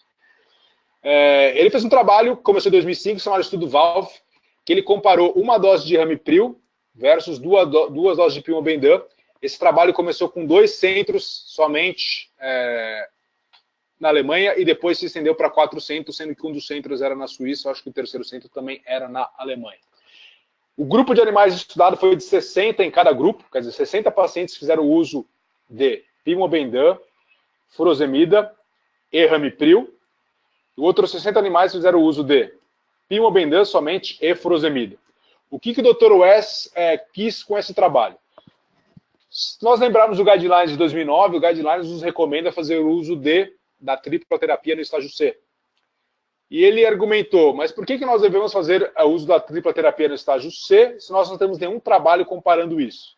Então o objetivo dele ele tinha uma pergunta, quando faz o trabalho sempre tem uma pergunta, e ele queria a resposta para essa pergunta. Então ele formulou o Valve Study, interessante que o estudo dele começou em 2005, o resultado do estudo Quest, que nos diz para usar o pimobendan no estágio C, saiu em 2007, e o Guidelines é de 2009. Em 2005 ele já foi um visionário e começou um estudo aí para tentar arguir a favor ou contra, mais contra a recomendação de 2009. Então, 60 animais fizeram uso de pimobendan mais furosemida e 60 animais fizeram uso de ramipril, pimobendan e furosemida. O que o Dr. Wes descobriu no trabalho dele com 4 centros com um N de 120 animais. Lembrando, isso é interessante. O N dele é de 120 animais, 60 em cada grupo, 4 centros envolvidos. Se você olhar o estudo EPIC, são 380 animais com 36 centros envolvidos. O estudo VALVE, 240 animais. Ainda vai sair o número ao certo. Então, quando você pensa também no número de pacientes, isso também tem um peso grande quando a gente tem uma análise sobre o resultado dos trabalhos. Não há de se duvidar que o trabalho é excelente, o pesquisador tem o conflito de interesses de falar, que é estrondoso, fenomenal, mas, mesmo assim, tem-se ainda algumas ressalvas que a gente deve lembrar. É um estudo simples cego, com poucos centros envolvidos e com N também não tão substancial como no estudo EPIC. Apesar de ter é um N muito bom, 120 animais para a veterinária, é um N interessantíssimo, poucos trabalhos, se não me engano, o estudo VALVE é o 5º maior trabalho que se tem na cardiologia veterinária. E o que ele descobriu quando ele comparou a dupla terapia com a tripla terapia? Que os cães da dupla terapia, pimobendan e furosemida, eles tiveram a expectativa de vida de 223 dias. E o grupo tripla terapia, furosemida, ramipril e pimobendan, tiveram 179 dias. Em termos de dias, a dupla terapia, segundo o trabalho, o estudo VALVE, foi superior à tripla terapia.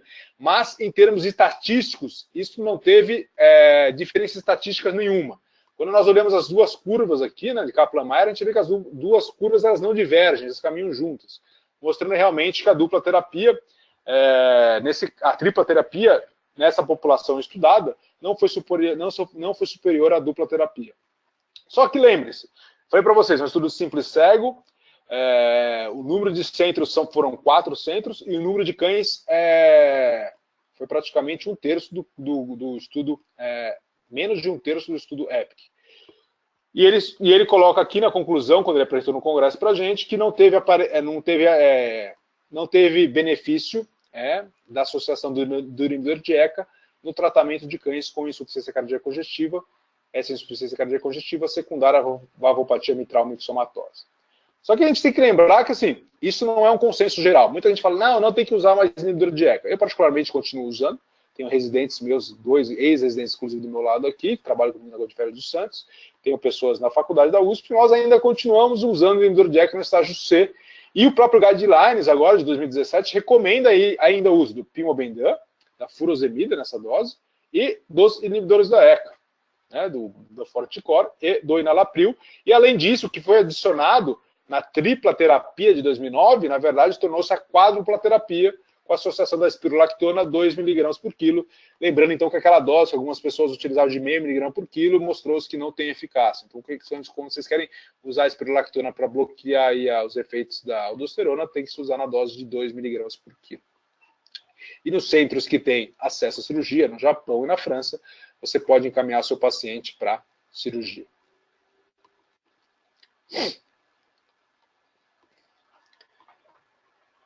Agora eu lembrei que faltou um slide aqui. Antes de falar desse próximo slide, que acabou saindo daqui da ordem, é o seguinte. Eu tive agora também com colegas que escreveram guidelines, tive com o Dr. Brian Skens, Dr. Marco Young, Dr. Adrian Buswood, inclusive o Dr. Adrian agora infelizmente foi atropelado, passou por uma cirurgia. Eles também continuam usando o inibidor da ECA. Tá? Então, apesar de muita gente falar assim, o inibidor de ECA nós não prescrevemos mais, existe uma corrente da medicina veterinária que acredita que talvez não tenha benefício, que é a do Dr. West, que é a do Dr. Harstrom, mas tem uma corrente talvez que eu acredito seja maior do que a deles, que ainda acredita, e eu faço parte dela, não porque eu estou falando aqui junto ao elenco, mas na minha prática clínica, quem me acompanha sabe que eu ainda faço uso, eu ainda prescrevo inibidor de ECA no estágio C, e eu acredito que o estudo VALVE não seja 100% indicativo de dar não prescrição. Então, assim, quando se conversa com vários pesquisadores ao redor do mundo, se você conversar com o Dr. Atkins, com certeza ele prescreve tanto espirulactona como inibidor de ECA no estágio C. A gente tem que lembrar que ainda muitos pesquisadores de renome ainda acreditam no uso do inibidor de ECA, então é necessário um estudo maior do que o estudo VALVE, na minha opinião, para que realmente você ateste que o inibidor de ECA não tem o benefício esperado no paciente no estágio C. E lembrando que no estágio B2 está vindo a informação, e se no estágio B2, se o estudo VALVE mostrar que o ressalto é positivo, isso vai impulsionar ainda mais o uso do inibidor de ECA no estágio C. Tem um outro trabalho que não tem o slide aqui, porque não consegui informações, que é um trabalho também prospectivo, eu não sei se é duplo cego ou simples cego, que é um trabalho com pimobendan e gatos que têm insuficiência cardíaca secundária à cardiopatia hipertrófica. Esse trabalho eu não consegui o nome, não tenho o nome ainda, e eu não consegui o N, mas por conversas de bastidores, eu sei que esse trabalho já finalizou, parece que já está na parte estatística, em breve talvez seja publicado. Esse trabalho demonstrou, segundo conversas de bastidores, que realmente nós não devemos prescrever não devemos prescrever pimobendan para gatos que têm insuficiência cardíaca por cardiopatia hipertrófica e que tenham a sua forma obstrutiva. porque segundo informações que eu tive, ainda não está publicado, talvez quando sai publicado não seja realmente 100% do que eu estou dizendo, mas pelo que eu soube agora em conversa de bastidores, é que os gatos que tinham obstrução da via de saída, eles não ficaram bem com o uso do Pimobendan. Então, se eu já não gostava muito de prescrever Pimobendan em gatos que tinham insuficiência cardíaca com obstrução da via de saída, depois dessa informação eu realmente não prescrevo. Bem que a grande maioria deles, por sorte, não tem a forma obstrutiva, tem a insuficiência cardíaca sem a forma obstrutiva da carniopatia hipertrófica. E estudos futuros? Quais são os estudos futuros que nós temos? Infelizmente, isso aí é difícil da gente chegar e falar para vocês realmente que vai ter estudos futuros, porque poucas pessoas querem falar o que vão fazer no futuro, pessoas têm receio sobre isso, inclusive tem um trabalho que tem aqui que eu também não posso citar detalhes, por motivos de contrato, obviamente, mas tem um trabalho que eu acredito que no futuro vai causar uma grande polêmica, eu não posso dizer o centro, nem o santo que me contou, mas é um estudo que já tem o nome, que é o estudo Hamlet, né, que é o estudo ser ou não ser, né, eis a questão. O que esse estudo Hamlet vai fazer? Eu acho que vai ser um estudo muito polêmico. Os pesquisadores vão escutar os cães, aqueles cães que tiverem aí grande probabilidade de ter a valvopatia mitral mixomatose e tiverem sopro cardíaco, eles vão fazer uso de Pimobendan. Sem você saber, sem os pesquisadores saberem, se ele é um paciente B1 ou se é um paciente B2. Por que eles querem fazer esse estudo Hamlet? Porque tem vários locais na Europa e nos Estados Unidos onde não se tem acesso ao ecocardiograma. Ou os proprietários têm, ou o acesso existe, mas eles não têm condições financeiras de pagar por esse exame. Então, esse estudo, que eu acredito que vai ser bem polêmico, na minha opinião é bem polêmico, ele vai dar Pimobendan para esses pacientes, sem saber se eles têm remodelamento cardíaco ou não, se ele é um B1 ou se ele é um B2, e vai ver no decorrer do tempo se esse paciente vai ter maior expectativa de vida ou não. E aí provavelmente não sei como que eles vão fazer, mas deve fazer um raio-x, um ecocardiograma no futuro para descobrir qual estágio que esse paciente estava aí, depois de vários anos com medicamento. Na verdade, esse estudo Hamlet é uma ideia inicial, não tem nada escrito, então assim, eu sei mais de conversa e de bastidores que realmente de ler esse desenho desse estudo, né? Então o estudo vai ser interessante. O outro estudo, eu estou envolvido, é um estudo multicêntrico entre o Brasil, Estados Unidos e Inglaterra. Nós vamos estudar pacientes no estágio B1, né, aqueles pacientes que têm degeneração da válvula mitral, mas não têm cardiomegalia. E nós vamos fazer... não posso dizer o que vai ser dado para esses pacientes, mas a ideia é do que vai ser 2 grupos de pacientes, um grupo placebo e outro controle, vai ser duplo cego. E essa substância, né, que nós vamos dar para esses pacientes tem como objetivo investigar se esse paciente não vai evoluir para o estágio B2. Então, nosso intuito com esse trabalho multicêntrico é oferecer uma perspectiva de não evolução para a cardiomegalia de cães que têm insuficiência mitral, mas não têm um remodelamento cardíaco. Esse trabalho aí é um estudo ainda em fase 2, tá? Não é um estudo tão grande, é um estudo em fase 2, mas se nesse estudo for positivo, estudo fase 2, esperamos aí que novos estudos sejam aí, tenham um apoio aí da indústria, para que a gente possa fazer estudos maiores para realmente ver se o que nós descobrimos ou não nesse fase 2 possa ser aplicado isso em clinical trials em uma população maior de cães. Tá? Bem que a nossa população vai ser uma população interessante, vamos estudar cerca aí de 180 pacientes. Aqui a doutora Bruna Tadini pediu só para fazer uma explicação em relação a alguns colegas que ficaram na dúvida, né? Por que alguns colegas acham que essa tabela que nós desenvolvemos com o Elanco está errada, dizendo que aqui, né, no paciente que está no estágio B2 avançado. Quais são os critérios para o estágio B2 avançado segundo as diretrizes americanas de 2017, que ainda não foram publicadas, mas foram apresentadas no Congresso em Washington? Que a razão atrial esquerda da aorta ela tem que ser maior que 1,6 pela técnica sueca. O diâmetro interno do ventrículo esquerdo, normalizado pelo peso, tem que ser maior que 1,7. Só que, como eu citei anteriormente para vocês, sobre o estudo Hamlet, o ecocardiograma, ele muitas vezes não está disponível, ou você não tem o veterinário cardiologista certificado pelo Colégio Americano e Europeu. Então, muitos locais no mundo, eles só têm acesso a um raio-x, né, raio-x de boa qualidade, digital, onde pode se, ou seja, digital, onde pode se mensurar o VHS. Então eles colocaram que cães que não têm acesso ao ecocardiograma, mas que têm um VHS acima de 11,5, eles já atingem o critério para o tratamento, para o estágio B2 e, consequentemente, para o tratamento com pimobendan. Então foi por isso que eu coloquei aqui o VHS acima de 11,5 na ausência de eco, e não foi da minha cabeça. Isso, na verdade, isso aqui, desculpa pela qualidade, isso aqui é uma foto de slide, né, de congresso americano, agora de Washington. Está aqui, né, se vocês notarem, na ausência de ecocardiograma, uma evidência clara de cardiomegalia com VHS acima de 11,5, preenche aqui, né, pode ser preenche os critérios, né, o aumento de 1,5 vai preencher os critérios e substituir o ecocardiograma e começar o tratamento para o paciente no estágio B2. Então isso não foi tirado da minha cabeça, isso está nas diretrizes de 2017. E, para minha felicidade, de todos nós, agora no colégio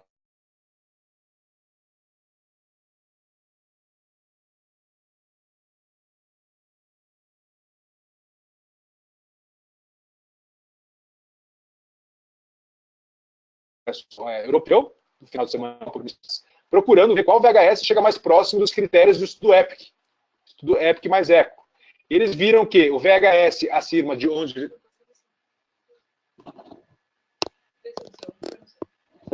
Está sem som? Som.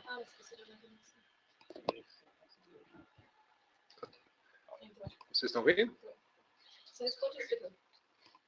Se o VHS nesse estudo é espécie específica. Esse VHS eles fizeram em cães, tá? Espécie específica, para cães. Pelo que eu li aqui, isso aqui é um resumo do congresso, eu não li o trabalho na íntegra, porque nem foi publicado. Mas nesse trabalho agora de Gainesville, de várias faculdades, tá o Raio aqui, o pessoal da Flórida, de Gainesville, outras faculdades aqui, eles fizeram, através de análise estatística, eles viram que o VHS acima de 11,7, um pouco maior do que a recomendação do Colégio Americano de 11,5, mostra que tem uma especificidade de 85% comparado aí com os critérios do EPIC, quando você usa o ECO para chegar nos critérios de tratamento. Então, segundo esse trabalho aqui, se você pegar um paciente com VHS acima de 11,7, a especificidade é de 85% e o falso positivo é somente de 6%. Né? Então, é por isso aí que provavelmente as pessoas que fizeram os guidelines do estudo dos guidelines de 2017, no colégio, foi apresentado no Congresso Americano, né, em Washington, eles provavelmente devem saber também nessa pesquisa, e por isso que eles devem ter colocado a recomendação de tratar pacientes com VHS acima de 11,5 na ausência do ecocardiograma. Lembrando que o ecocardiograma é o gold standard, né, para você chegar no diagnóstico do estágio B2 e iniciar o tratamento. Isso aqui é só na ausência do ecocardiograma. No Brasil, o ecocardiograma tem até mais do que realmente talvez deveria. Então, acho que eco acaba não sendo uma barreira para muita gente. Dependendo da região, talvez seja, mas nos grandes centros ou cidades menores hoje em dia está muito mais disponível. Então, só lembrando aqui rapidamente, para finalizar, é que no estágio A, né, ou no estágio B1, a recomendação de 2009 e 2017 é a mesma. Tá? Não se faz nenhum tratamento para esses dois estágios da doença cardíaca. E não faz nenhum tratamento em termos de medicamento e de dieta. Tá? Tanto no estágio A como no B1. Aqui estão os critérios que eu falei para vocês, para o estágio B2, né, mostrando. E uma coisa interessante, né, muita gente utilizava o inibidores da ECA em pacientes no B2 sem ser um B2 avançado. Lembrando que mesmo no guidelines de 2009, eles já falavam que os pacientes que deveriam fazer uso de inibidor de ECA no estágio B2 dessa época, que ainda não tinha o B2 avançado, eles tinham que ter um aumento relevante do átrio esquerdo. Então, usar inibidor de ECA para paciente com aumento discreto do átrio esquerdo, nem no guidelines de 2009 era recomendado. Tá? Só era recomendado quando o paciente tinha um aumento relevante do átrio esquerdo. E no guidelines de 2017, eles falam que no estágio B2, sem ser o B2 avançado, quer dizer, aqueles pacientes que não atingiram os critérios do estudo EPIC, não se deve prescrever, segundo as diretrizes, o inibidor de ECA. Mas, nos pacientes que estão no estágio B2 avançado, depois do estudo EPIC, com certeza é consenso né, strong evidence, com evidência forte, né, científica forte, que nós devemos fazer uso de inibidores da ECA, de Pimobendan, nos pacientes no estágio B2 avançado. Das pessoas que estavam presentes, né, foram 10 pessoas que fizeram o estudo com os guidelines, 5 pessoas recomendam ainda, no estágio B2 avançado, fazer uso de inibidor de ECA em associação com o Pimobendan. Então, a diretriz de 2007 traz que todo paciente B2 avançado deve fazer o uso de Pimobendan, e 5 dos 10 pesquisadores que estavam na formatação dessas diretrizes recomendam o uso de Forticor no paciente no estágio B2 avançado. Beta-bloqueador tende a ser uma droga proscrita, né? Antigamente, alguns colegas prescreviam beta-bloqueador baseado em fisiopatologia humana e também em modelos experimentais, mas em 2009 a minoria deles recomendavam o uso de beta-bloqueador e em 2012, 2017, ninguém mais recomenda o uso de beta-bloqueador no tratamento dos pacientes com valvulopatia mitral, quando você tem o intuito de prevenir ou diminuir a progressão da doença. Você pode usar um beta-bloqueador talvez em pacientes que tenham fibrilação atrial, mas lembrando que esse paciente pode descompensar por inotropismo negativo. E em 2009, a maioria dos membros do painel, eles recomendavam uma mudança dietética no estágio B2, e em 2017, 5 dos 10 membros do painel, eles recomendam fazer uma mudança dietética já nos pacientes aí, no estágio B2 avançado. Aqui está a tabela, finalizando aqui a tabela desenvolvida junto com o Elanco, né? Não sei se alguém tem dúvida aqui em relação às perguntas que a gente pode abrir, mas lembrando aqui que as recomendações viraram quádrupla terapia, né? O que era tripla terapia em 2009 virou quádrupla terapia. Então, pacientes no estágio C, segundo as recomendações do Colégio Americano, a gente deve fazer uso de Forticor, uso de furosemida, uma dose de 4 a 8 mg por quilo por dia. Acima disso, já tem que se pensar se o paciente está evoluindo para o estágio D. Fazer uso de Pimobendan, 0,25 a 0,3 mg por quilo a cada 12 horas. E fazer uso da espirulactona, 2 mg por quilo uma vez ao dia. A ação terapêutica já é indicada no estágio C, já é consenso nas diretrizes de 2017. E se você mora no Japão ou na França, ou se o seu proprietário tem poder aquisitivo alto, você pode referenciar o seu paciente para fazer uma valvuloplastia mitral ou na França ou no Japão. Vocês podem aproveitar e sugerir aí do acompanhamento aí ao longo da viagem, para vocês fazerem uma visita aí em 2 países bem interessantes de se conhecer. Lembre-se, se o paciente que está tossindo, né, no estágio C, você prescreveu a quádrupla terapia, esse paciente continua tossindo, desconfia de um problema em vias aéreas, né? Desconfia de uma broncopatia, de uma pneumopatia, de um colapso de bronco, de um colapso traqueia. Então, se o seu paciente, ele tem uma cardiomegalia, você tratou esse paciente para tosse com a quádrupla terapia, ele continua tossindo, muito provavelmente esse paciente tem uma comorbidade, então você tem que pensar em usar um supressor de tosse ou até um broncodilatador. No estágio D, né, na insuficiência cardíaca refratária, mantém-se a quádrupla terapia. Pacientes que têm fibrilação atrial, recomenda-se fazer, segundo guidelines, o uso da digoxina associada ou não ao diltiazem, e alguns membros do painel recomendam o uso da mildarona em substituição à digoxina ou diltiazem. Eu particularmente gosto da mildarona digoxina. A associação de digoxina e mildarona, eu acho que tem um bom resultado em segurar a frequência ventricular em cães com fibrilação atrial. Só que o único trabalho que nós temos mostrando a real eficácia é um trabalho com digoxina mais diltiazem. O sildenafil, né? O bom e velho sildenafil. O sildenafil é um bom exemplo onde a desinformação acarretou ou levou a uma epidemia de sua prescrição, né? Até um tema de uma palestra isso. Porque é impressionante o número de pacientes que fazem uso do sildenafil sem necessidade alguma.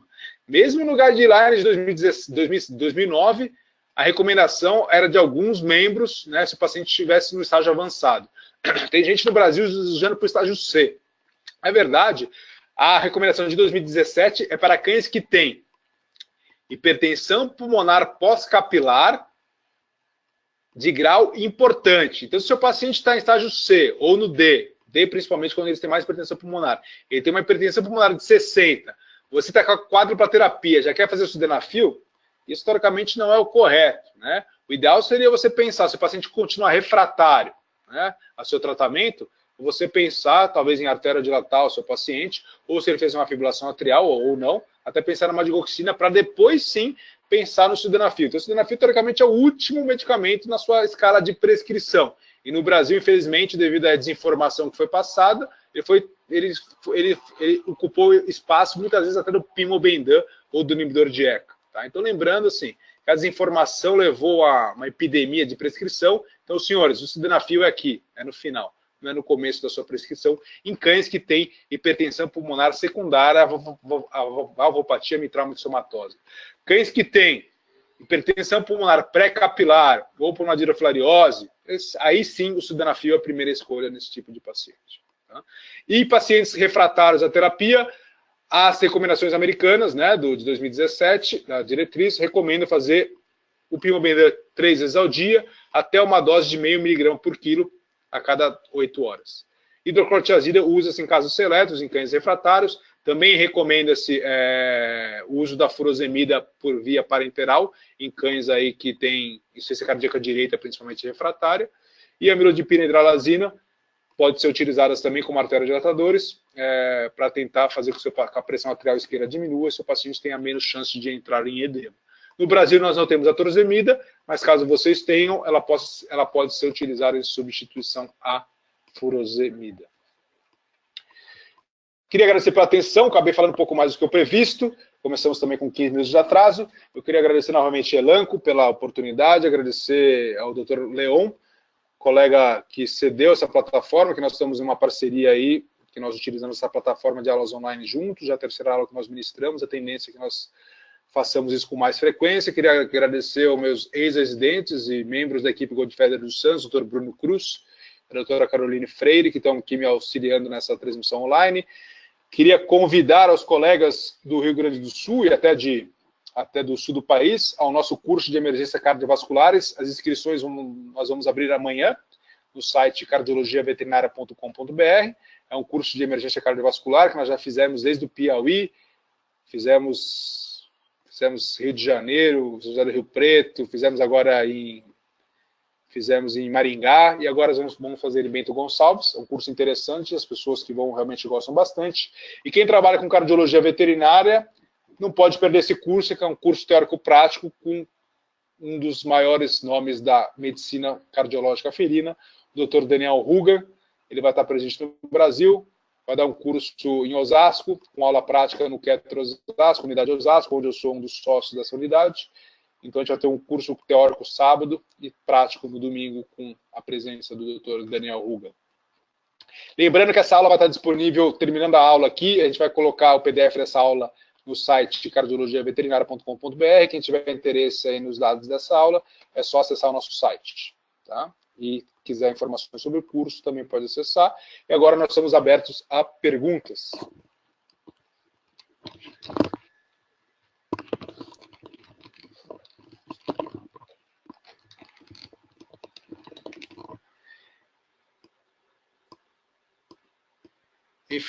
Tem uma pergunta da doutora Patrícia,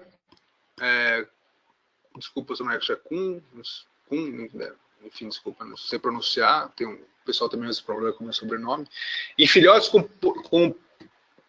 filhotes portadores de persistência do duto arterioso, já com cardiomegalia bilateral, qual terapêutico mais indicado?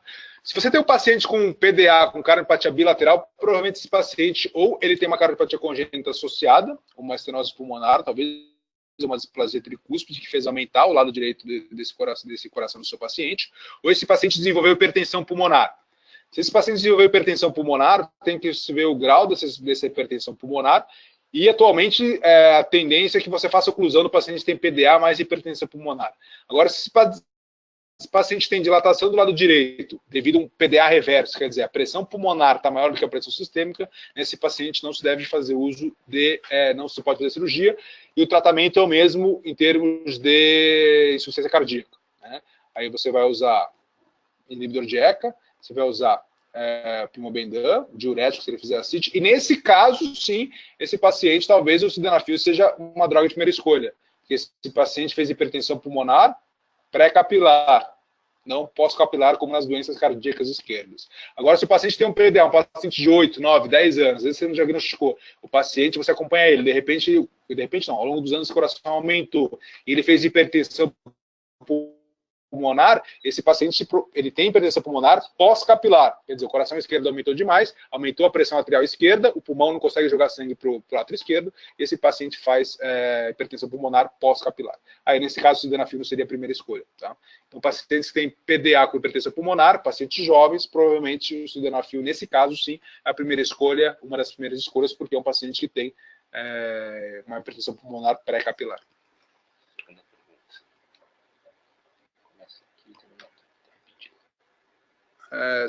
Tem uma pergunta do Dr. Paulo Castro. Boa noite, obrigado pela videoaula. Obrigado a você, Paulo, pela presença. Eu tenho uma dúvida em relação à indicação da cirurgia de PDA. Se consigo diagnosticar o PDA no eco, já devo indicar uma cirurgia de urgência ou devo iniciar algumas terapêuticas antes da cirurgia? Na verdade, assim, Paulo, depende do qual a idade você diagnosticou o seu paciente. Se você diagnosticou o paciente com 1 ano e meio, esse paciente não tem cardiomegalia, quer dizer, ele tem a persistência do ducto arterioso, ele não tem a cardiomegalia, esse paciente não tem que fazer a cirurgia ontem. Tá? Esse paciente você tem que pode conversar com o proprietário, não precisa nem fazer nenhum remédio, e fazer realmente um plano aí, né, fazer um planejamento para essa cirurgia, né, com mais calma. Se algumas persistências do ducto arterioso elas são tão pequenas que a quantidade de sangue que volta para dentro da artéria pulmonar e, consequentemente, para o lado esquerdo, é muito pequeno. Então, esse paciente nunca vai nem dilatar o coração. Então, alguns pacientes acabam nem indo para a cirurgia. Tá? Agora, se o paciente tem 2, 3 meses, a quantidade de sangue que está passando por esse PDA é muito alta, aí sim esse paciente deve fazer uso, deve ir para a cirurgia o quanto antes, porque até os 6 meses esse paciente tem a chance de reverter o PDA desse paciente. A gente fala que o fluxo geralmente é da esquerda para a direita, porque a pressão do lado esquerdo é maior do que o direito, então o sangue desvia do lado esquerdo para o direito, mas alguns pacientes, por receberem muito sangue, hipertrofia aí as artérias pulmonares, esse paciente tem um desvio do sangue da direita para a esquerda. Então, esse paciente, até 6 meses, ele tem um risco de reverter a direção desse shunt dele. Então, o paciente com menos de 6 meses, talvez a cirurgia deve se fazer assim com uma certa celeridade. Agora, se o paciente tiver o PDA com dilatação do coração, quer dizer, já está com quadro de insuficiência cardíaca, e se ele já fez edema pulmonar, o tratamento vai ser inibidor de ECA, provavelmente pimobendan e os diuréticos, para evitar que isso venha a acontecer novamente. Tá?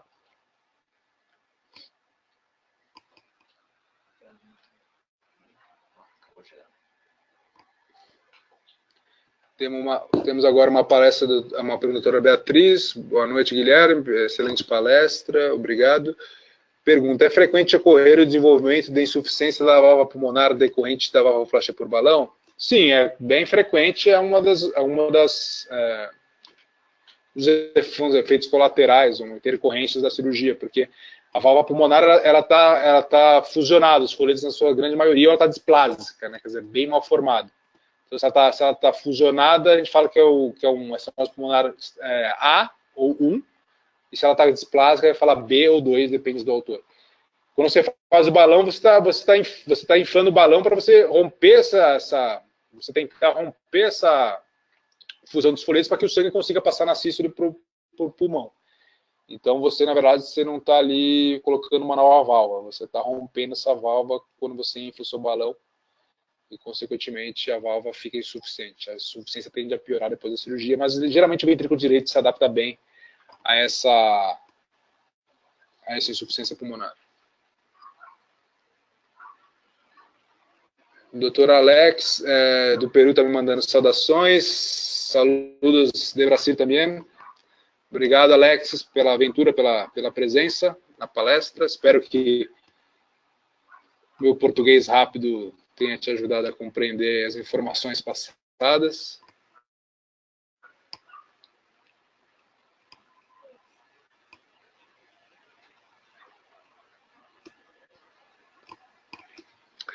Uma pergunta da doutora Renata Cordolina Silva: se em cardiopatia dilatada não se usa beta-bloqueador em nenhuma situação. Quando eu falei de não usar beta-bloqueador, Renata, eu estava referindo a valvopatia mitral, a gente não usa mais. Talvez, se alguém quiser usar, vai usar na fibrilação atrial. mas geralmente usa ou digoxina, diltiazem ou amidarona. E na carpete dilatada também as recomendações internacionais é de não se usar. Aqui no Brasil, o doutor Elane fez doutorado com carpete dilatada, mostrou algumas melhoras com beta-bloqueador, mas na medicina veterinária mundial, se você perguntar para os cardiologistas, eles não utilizam. Eu trabalho com o Dr. Marco Oyama, com um número de pacientes pequeno, acompanhamento não muito extenso, mas que não mostrou melhora. Então, não tem recomendações de usar beta-bloqueador em doenças com carpete dilatada. A recomendação realmente é usar o Pimobendan. Infelizmente, o Pimobendan fica um pouco fica um pouco caro de se usar, né, em alguns pacientes, mas pacientes com carpete dilatada, fazer uso de Pimobendan, Benazepril, Forticor, e se o paciente tiver com edema pulmonar, faça uso de furosemida ou espirulactona. Mostrei o trabalho com espirulactona, que não aumentou a expectativa de vida, né, o trabalho do congresso apresentado, mas que diminuiu a chance de fazer fibrilação atrial. Lembrando que fibrilação atrial é um fator de mau prognóstico. Mas na população estudada dos Dobermans, infelizmente, a espirulactona não aumentou a expectativa de vida. Temos trabalhos do mesmo grupo, né, Dr. O'Grady, mostrando que pacientes com cardiomiopatia oculta, eles se beneficiam do uso do Benazepril. Isso é um trabalho já publicado há alguns anos pelo grupo do Dr. O'Grady, o grupo do Canadá. E o Dr. Adrian Boswood fez um trabalho chamado estudo PROTECT, onde ele demonstrou que os pacientes com Dobermans pinschers com cardiomiopatia dilatada oculta têm maior expectativa de vida quando fazem uso de Pimobendan em comparação ao grupo placebo. Então, Pimobendan também é utilizado na fase oculta da cardiomiopatia.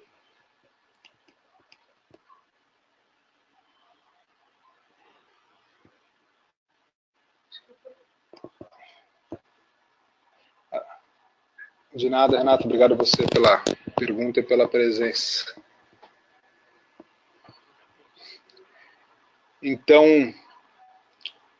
eu queria agradecer novamente a oportunidade da Elanco, agradecer aos colegas que estiveram presentes nessa aula. Tivemos mais de 900 inscritos, mais de 300 presentes. O pessoal acaba esquecendo um pouco aí do evento, né? Mas agradeço aí aos 300 participantes, pessoas de outros países, agradeço a Elanco novamente, espero poder te dar uma palestra online, é um pouco diferente quando você está presencial, que você pode realmente notar na cara das pessoas se elas estão acompanhando ou não, mas espero que as informações passadas, na sua grande maioria, tenham sido absorvidas, e quem tiver interesse de acessar a aula, ela vai estar disponível no site Cardiologia Veterinária, e qualquer dúvida que vocês tenham a mais, por favor, nos contactem via e-mail. Obrigado, boa noite, um abraço, tchau, tchau.